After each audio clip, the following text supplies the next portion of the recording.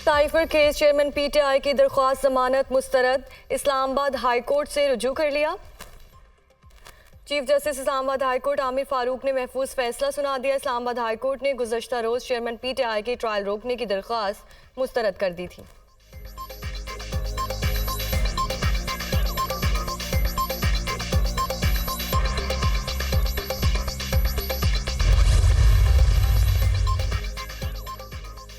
Chief justice काजी फायजीसा की ज़ेरे सदारत सुप्रीम जुडिशल काउंसिल का अहम इजलास आज होगा। साबिक chairman NAB justice retired Javed Iqbal समेत जजेस के खिलाफ ज़ेरे इल्तवा शिकायत पर गौर किया जाएगा। साबिक चेयरमैन नैब की तकर्री और कंडक्ट के खिलाफ 2 शिकायत दर्ज की गई थीं। सुप्रीम जुडिशल काउंसिल में 2 दर्जन से ज़ायद शिकायत ज़ेरे इल्तवा।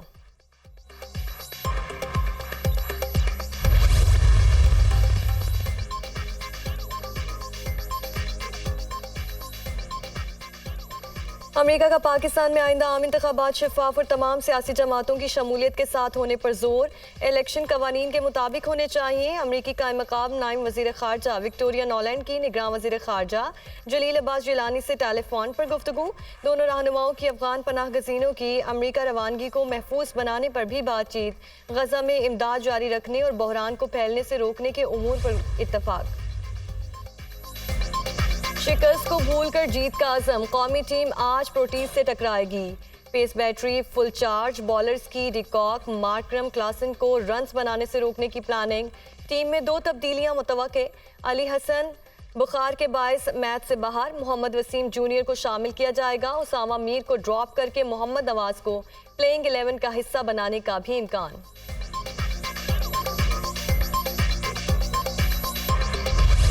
पाकिस्तान की लगातार बुरी परफॉर्मेंस के बाद हम ये अब उम्मीद करते हैं कि आज का मैच पाकिस्तान अच्छे उससे जीते, टारगेट से जीते और हमें भी सेलिब्रेशन का थोड़ा सा मौका मिले। हम लोगों को अपनी होप्स अप रखनी चाहिए and we should stand with our team. मेरे ख्याल में स्टिल होप है एंड इंशाल्लाह पाकिस्तान ज़रूर जीतेगा। जब अफगानिस्तान से जब हम हारे फिर तो बहुत हमारी होप्स जो थी वो काफ़ी लूज़ हो जाए, बट स्टिल हम अपनी टीम को सपोर्ट करेंगे। अफगानिस्तान जैसी टीम से अगर हम हार सकते हैं तो that is not a good thing, मगर पाकिस्तान एक अनप्रेडिक्टेबल टीम है और I guess we should just hope for the best. Continuously 3 matches हारने के बाद, स्पेशली जब अफगानिस्तान से मैच हारे हैं तो हम बहुत ज़्यादा डिसहार्ट हुए। कोई अल्फाज ही नहीं है, लेकिन फिर भी यही कहूँगी कि गिरते हैं शाह सवार ही मैदान जंग में, वो तिफल क्या गिरेगा जो घुटनों के बल चले।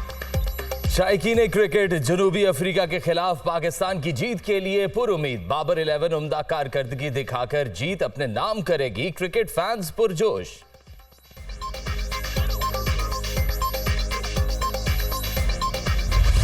हमने पहले भी करके दिखाया है, हम कम बैक कर चुके हैं। जब हम नीचे से उठते हैं तो टॉप पर जाते हैं। एक दूसरे के साथ रहेंगे तो आसानी होगी।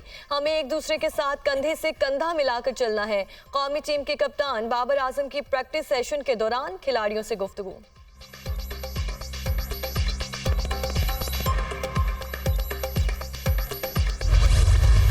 वर्ल्ड कप मैचेस में प्रोटियस को ग्रीन शर्ट्स पर बरतरी। पाकिस्तान और जनूबी अफ्रीका की टीमें 5 बार आमने सामने आई। 3 मैचेस में जनूबी अफ्रीका को कामयाबी मिली, 2 में जीत पाकिस्तान के नाम रही।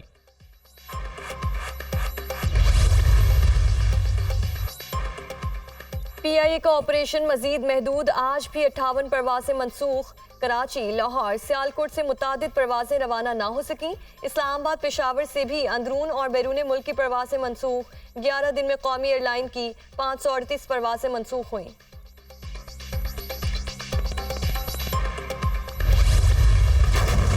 गजा में इजरायली बर्बरियत में इजाफा। निहत्ते फलस्तीनी इजरायली जारहियत के सामने बेबस। बमबारी से 344 बच्चों समेत मजीद 756 फलस्तीनी शहीद हो गए। शोहदा की तादाद 7000 से जायद हो गई। 3000 से जायद बच्चे, 1700 खवातीन शामिल, 18000 जख्मी। गजा में अल-वफा अस्पताल के करीब बमबारी। हिजबुल्लाह का हमास की हिमायत से दस्तबरदार ना होने का ऐलान। दुनिया के तमाम लड़ाका बहरी बेड़े भी हमास की हिमायत से दस्तबरदार नहीं करा सकते। लबनान की मुजाहमती तंजीम का 2 टोक ऐलान। 20 रोज के दौरान इसराइल लबनान सरहद पर इसराइल के 17 फौजियों को हलाक किया गया। लबनानी मीडिया का दावा, 7 अक्टूबर से जारी ऑपरेशन अल-अक्सा तूफान में हलाक इसराइली फौजियों की तादाद 309 हो गई। 224 अफराद ताहाल यरगमाल। हमास के इसराइल के शहर तल अबीब समेत मुख्तलिफ मकामात पर रॉकेट हमले जारी। 1.25 लाख से जायद इसराइली आबाद का शिमाल से जनूब मुंतकिल।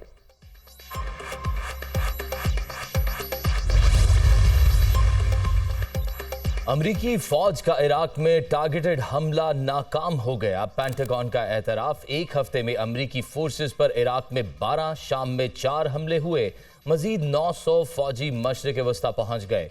नए तैनात होने वाले फौजी इजराइल नहीं जाएंगे। फलस्तीन जंग रुकवाने के लिए सिफारती कोशिशें जारी। सऊदी अरब, कतर, मुत्तहिदा अरब अमारात और कुवैत समेत 9 अरब ममालिक ने मुश्तरका बयान जारी कर दिया। इजराइल गजा में हमले बंद करे, खुराक, अद्वियात और ईंधन की सप्लाई फौरी बहाल की जाए। अरब ममालिक का मुतालबा, तुर्किया इजरायली जारहियत पर खामोश नहीं रहेगा। मगरिब की खामोशी अफसोसनाक है। आलमी बरादरी को जंग रोकने के लिए और कितने बच्चों की लाशें चाहिए? सदर तुर्किया रजब तैयब एर्दोगान का सवाल। हमास का वफ्द रूस पहुंच गया। गजा के लोगों के लिए इमदाद और दीगर मुख्तलिफ उमूर पर रूसी हुक्काम से बातचीत।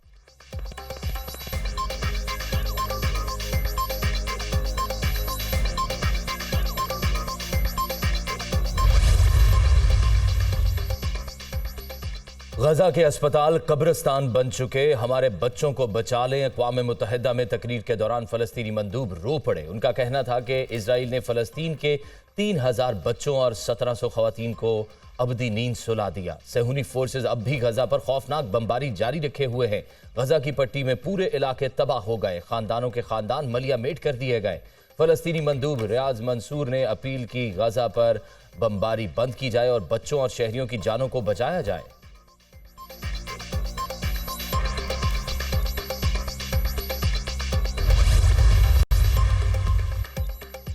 अरब पार्लियामेंट की गजा में फ़लस्तीनियों की नस्ल कुशी पर आलमी बरादरी की खामोशी की मुसम्मत। इजराइल को असलहा देने वाले मुल्क फ़लस्तीनियों के कत्ले-आम में बराबर के शरीक हैं। अरब पार्लियामेंट का पैगाम, आलमी बरादरी की खामोशी को शर्मनाक करार दे दिया।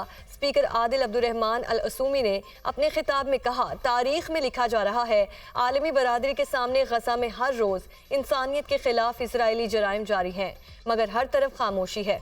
इसराइल की मदद हिमायत खित्ते में बड़ी तबाही का सबब बनेगा।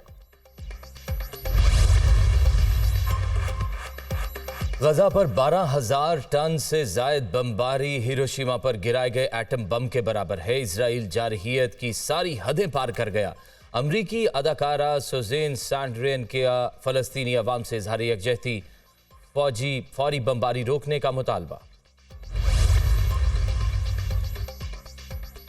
गजा में जंग जारी रही तो इससे अमेरिका भी नहीं बच पाएगा। गजा में लगी आग को अमेरिका पहुंचने में देर नहीं लगेगी। हम खित्ते में जंग की तौसी का खैर मकदम नहीं करते। इसराइल की इंतकामी कार्रवाइयाँ फौरी बंद होनी चाहिए। अमेरिका फ़लस्तीन में होने वाले जुल्म पर आवाज़ बुलंद करे। ईरानी वज़ीर ख़ारजा का अक़वाम मुत्तहिदा में खिताब।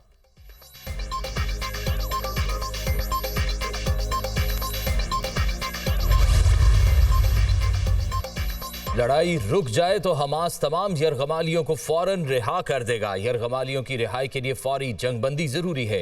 ये बहुत ही मुश्किल मुज़ाकरात है, लेकिन हम बखूबी निमट रहे हैं। कतरी वजीर ममलिकत मोहम्मद अल खलीफी का बरतानवी मीडिया को इंटरव्यू। यौम सियाह पर कश्मीरी अवाम से यकजहती के लिए इस्लामाबाद में रैली। वज़ीर ख़ारजा की शिरकत। नेहरू ने तमाम वादों की खिलाफ वर्जी की और कश्मीर पर कब्जा किया। भारत ने सलामती काउंसिल की करारदादों की शदीद खिलाफ वर्जी की। कश्मीरी अवाम का आज़ादी का जज्बा ख़त्म नहीं हुआ।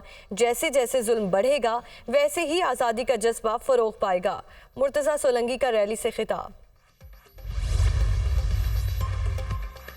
27 अक्टूबर को भारत ने रियासत जम्मू और कश्मीर में फौज उतार कर जन्नत नज़ीर वादी को छावनी में बदल दिया। वज़ीर आज़म आज़ाद कश्मीर चौधरी अनवारुल हक का यौम स्याह पर पैगाम। कहा कि कश्मीरियों का हक खुद इरादियत आलमी सतह पर तस्लीम शुदा हकीकत है। कश्मीरी अवाम आज भी अपनी मुनसिफाना जदोजहद पर डटे हुए हैं। हिंदुस्तान ताकत के बल पर कश्मीरियों का जज्बा आज़ादी ठंडा नहीं कर सकता।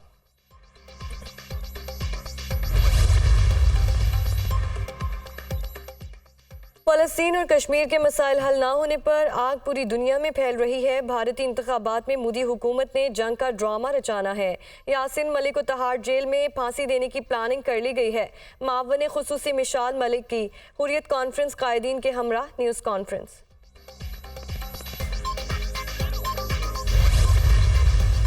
नवाज शरीफ चौथी दफा भी हमारे वजीर आजम के उम्मीदवार होंगे। वो हमें इलेक्शन लड़वाने के लिए आए हैं और खुद भी इलेक्शन लड़ेंगे। ग्रैंड डायलॉग इलेक्शन के बाद होना चाहिए। कायद नून लीग ने सियासी जमातों को बात करने की दावत दी है। नवाज शरीफ की तकरीर के तनाजुर में हम सबको राइट साइड पर होना चाहिए। राइट साइड पर होंगे तो सारी चीज़ें तय हो सकती हैं। इलेक्शन के बाद गुमोगो की कैफियत ख़त्म होगी। इंतखाबात ही मसाइल का हल है। ख्वाजा आसिफ की गुफ्तगू।